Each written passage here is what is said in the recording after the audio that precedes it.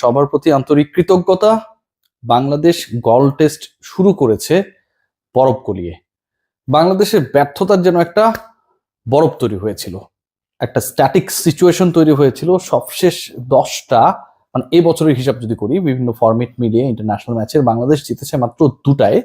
সেই জায়গা থেকে ওয়েল র্যাঙ্কড টিম, স্বাগতিক টিম শ্রীলঙ্কার এগেনস্টে বাংলাদেশ দল টিম টাইগার্স, যেই দলটার পারফরমেন্স এমন যে সবশেষ টেস্ট সিরিজে জিম্বাবুয়ের বিপক্ষেও তারা পরাজিত হয়েছিল। 3.5 বছর পর জিম্বাবুয়ে কোন একটা দলকে হারিয়েছে, সেটা ছিল বাংলাদেশ। সেই অবস্থা থেকে শ্রীলঙ্কার এগেনস্টে কেমন করে, এই যে কেমন করে, এই যে প্রশ্ন, এবং একই সাথে এই প্রশ্নের উত্তর খোঁজার আগে, মোটামুটি সপ্তাহখানেক আগে ফুটবল জ্বর বাংলাদেশের ক্রিকেটকে যেন একদম টাইটানিকে পরিণত করেছিল।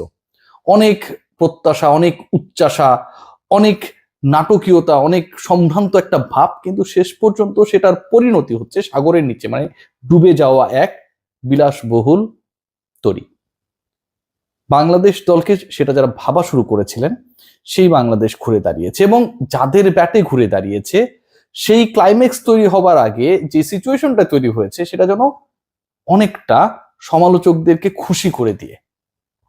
17 ওভারের মধ্যে একটা দলের 3 জন ব্যাটার নেই, 2 ওপেনার নেই, মমিনুল হক নেই।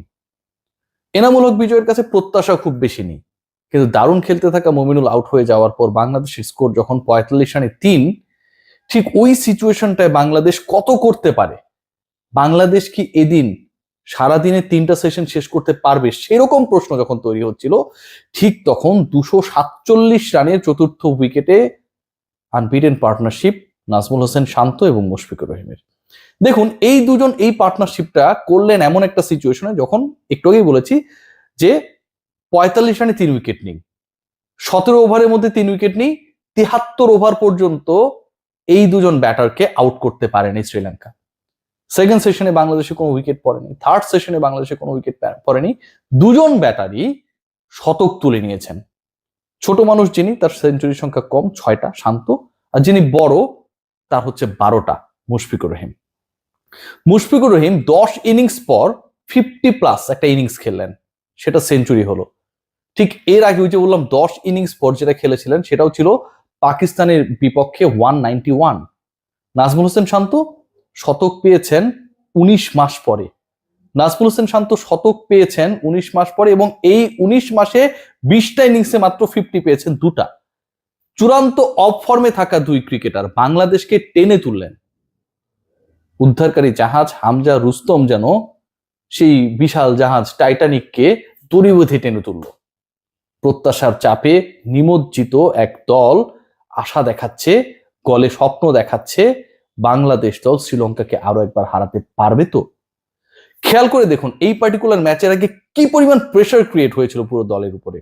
আমি একটু আগে বলছিলাম যে 10টা ইন্টারন্যাশনাল ম্যাচ এই বছরের মধ্যে, তার 8টায় পরাজয়ের স্বাদ। ইউএইর বিপক্ষে বাংলাদেশ হেরেছে, জিম্বাবুয়ের বিপক্ষে বাংলাদেশ হেরেছে। সেই দলটাকে নিয়ে আশাবাদী হওয়ার কেউ নেই। সেই দলের যিনি captain, test captain Nazmul Hossain Shanto, Bangladesh fly করার ঘন্টা আগে তিনি ওয়ানডে ক্যাপ্টেন্সি হারিয়েছেন খুব বাজে একটা সিস্টেমের মধ্য দিয়ে। মেহেদী হাসান মিরাজ ওয়ানডে ক্যাপ্টেন, দারুণ করবেন, তার সম্ভাবনা, তিনিই যোগ্য, কোনো ডাউট নেই। কিন্তু যেই প্রসেসে মিরাজকে দেওয়া হয়েছে এবং শান্তর কাছ থেকে নেওয়া হয়েছে, মেহেদী হাসান মিরাজকে যদি কেউ, তার কাছের মানুষ, কানে কানে জিজ্ঞেস করে যে সিস্টেমটা ঠিক ছিল কিনা, তিনিও বলবেন যে that was a wrong decision, wrong process. Shanto under pressure, নিজের ফর্ম নেই, দলের ফর্ম নেই, জিম্বাবুয়ের বিপক্ষেও হারে তার দল। সেই দলের নেতা গত 20 ইনিংসে কোনো সেঞ্চুরি করতে পারেনি, 2টা 50 তিনি করলেন, আনবিটেন 136। স্বপ্ন দেখাচ্ছে গলে মুশফিকুর রহিমের 2013 সালের ডাবল সেঞ্চুরির পরে আরো কেউ একজন হয়তো এখানটায় করবেন, সেই স্বপ্ন আমরা দেখছি। মুশফিকুর রহিম, ওই যে বলছিলাম মাঝের 10 ইনিংসে কোনো কিছু নেই, তার আগে একটা 191। জাতীয় দলের পঞ্চপাণ্ডবের সবাই অবসরে, মুশফিক শুধু খেলেন শুধু টেস্টটাই। এই মুশফিক যেন টেস্ট ক্রিকেটে টেস্ট কেসে পরিণত হয়েছেন। সবশেষ 10 ইনিংসে রান নেই ব্যাটে, জিম্বাবুয়ের মতো দলের বিপক্ষেও রান করতে পারেন না। তাকে কি ভদ্রভাবে আমিনুল ইসলাম বুলবুলের বোর্ড কিংবা ক্রিকেট অপারেশনসের দায়িত্বে নাজমুল আলদিন ফাহিমরা জানিয়ে দেবেন যে মুশফিক, তুমিও বাই বলে দাও অন্যদের মতো। সেই প্রিপারেশন যখন বাংলাদেশ ক্রিকেট বোর্ড মনস্তাত্ত্বিকভাবে নিচ্ছিল, ঠিক তখন মুশফিক দেখিয়ে দিলেন এখনো মাথা নোয়াবার নয়।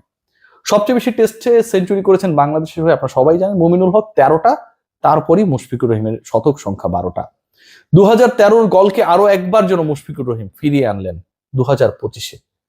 2013-তে ডাবল সেঞ্চুরি হবার কথা ছিল মোহাম্মদ আশরাফুলের, করে ফেললেন মুশফিক। আর এদিন বাংলাদেশের হয়ে আরো বেশি ভালো খেলা উচিত ছিল যাদের, অথবা যাদের প্রতি সেই টিক মার্কটা দেয়া ছিল, সেই তারা ব্যর্থ হলেন। নামের বিচারে কিংবা কেন আসলে ন্যাশনাল টিমে নেওয়া হয় না এরকম আলোচনা যাদেরকে নিয়ে যখন বেশি হয়, সেই ক্রিকেটাররা ব্যর্থ হলেন। মুশফিক ঠিকই বাংলাদেশকে টেনে তুললেন সেই অবস্থা থেকে যেখানটায় বাংলাদেশ দল পুরো দিনটা অল আউট না হয়ে শেষ করতে পারবে কিনা সেই ডিবেটটা হচ্ছিল। অসাধারণ কামব্যাক, 4th উইকেট পার্টনারশিপে 247 আনবিটেন, দুজনের শতক, আন্ডার প্রেসারে ঘুরে দাঁড়ানো এবং সব ছাপিয়ে এই ম্যাচে চোখে লেগে থাকে একটাই জিনিস, নাজমুল হোসেন শান্তর সুইপ শট। খেয়াল করে দেখবেন যত রান করেছেন, মানে বাউন্ডারি মেরে যে রানসগুলো করেছেন অধিকাংশই সুইপে, খুব বেশি বিট হন নাই। মুশফিকুর রহিম মাত্র 5টা বাউন্ডারি মেরেছেন, সেই 5 বাউন্ডারিতে তিনি সেঞ্চুরিতে পৌঁছেছেন। যখন তিনি 50-তে পৌঁছান তখন তার স্ট্রাইক রেট 60+। মনে হচ্ছিল যে তিনি আসলে ওয়ানডে খেলছেন নাকি টেস্ট খেলছেন, একটা বিভ্রম তৈরি করে। যে মুশফিকের সবচেয়ে বেশি সমালোচনা হয় তার স্কুপ খেলার জন্য, সেই তিনি নিজেকে সংযত রেখেছেন। 2টা শতক বাংলাদেশ দলের পুরো আত্মবিশ্বাসের জায়গায় বিশাল টনিক হিসেবে কাজ করেছে। এই 2টা শতক বাংলাদেশের ক্রিকেটে ক্ষয়িষ্ণু আত্মবিশ্বাসকে উচ্চাকাশে নেয়ার জন্য টনিক হিসেবে কাজ করবে। খেয়াল করে দেখুন, বাংলাদেশ কিন্তু 300 ছুঁই লুজিং 3 উইকেটস। এখনো কিন্তু ব্যাট করতে বাকি আরো অন্তত 3 জন স্বীকৃত ব্যাটারের। সেই জায়গা থেকে বাংলাদেশ যদি শেষ পর্যন্ত স্কোরটাকে 500+ নিতে পারে, খুবই সম্ভব। একজন যদি এই দুজনের মধ্যে ডাবল সেঞ্চুরি করে ফেলেন, বাংলাদেশের ক্রিকেট নিয়ে যে সমালোচনা, বাংলাদেশের ক্রিকেট নিয়ে যে আত্মবিশ্বাসের অভাব, বাংলাদেশের ক্রিকেটে ফুটবল এবং ক্রিকেটের যে কম্পেয়ার করার প্রবণতা, সবকিছু থেকে বাঙালি বের হয়ে আসবে। যেই মানুষগুলো বলেছিল যে আর ক্রিকেট দেখতে চাই না, সেই তারাই ফেসবুকের স্ট্যাটাসে লিখবে ব্রাভো টিম টাইগার্স। আমরা সেই দিনের অপেক্ষায়, সেই দিনটা খুব বেশি দূরেও না। গল বাংলাদেশকে সবসময় দুহাত ভরে দিয়েছে, শ্রীলঙ্কাও দিয়েছে। বাংলাদেশের প্রথম ডাবল সেঞ্চুরি শ্রীলঙ্কায়, বাংলাদেশের শ্রীলঙ্কার বিপক্ষে একমাত্র জয়টাও শ্রীলঙ্কায়। বাংলাদেশ নিজেদের 100তম টেস্ট খেলতে নেমেছিল যেই ম্যাচটায়, সেটাও খেলেছিল শ্রীলঙ্কায় এবং সেই ম্যাচে জয়টাও পেয়েছিল শ্রীলঙ্কায়। আর মুশফিকুর রহিম যখন শ্রীলঙ্কাকে পান, তখন যেন তার বাড়ির পাশের সেই মাঠে খেলা করেন, তার সেই ছোটবেলার সতীর্থদের সাথে খেলা করেন, যেখানটায় খুব রিডেবল প্রতিপক্ষের এগেস্টে রানস করাটা খুব সহজ। নাজমুল হোসেন শান্তর উদযাপন নিয়ে অনেক আলোচনা হচ্ছে, বিশেষ কোনো একটা অঙ্গ কোনো একটা পজিশনে রয়েছে দেখে অনেক আলোচনা হচ্ছে, সমালোচনা হচ্ছে। এই নাজমুল শান্ত যদি আজকে খারাপ করতেন, 0 করতেন, তারপরেও তার সমালোচনা হতো। এই নাজমুল শান্ত বাংলাদেশকে যেদিন ওই রুস্তম আর হামজার মতো করে টাইটানিককে টেনে তুললো নাইলনের রশি দিয়ে, 136 অপরাজিত, তখনও আমরা সমালোচনা করি। আমরা আসলে কি, আমরাই জানি না। সবাই ভালো থাকবেন।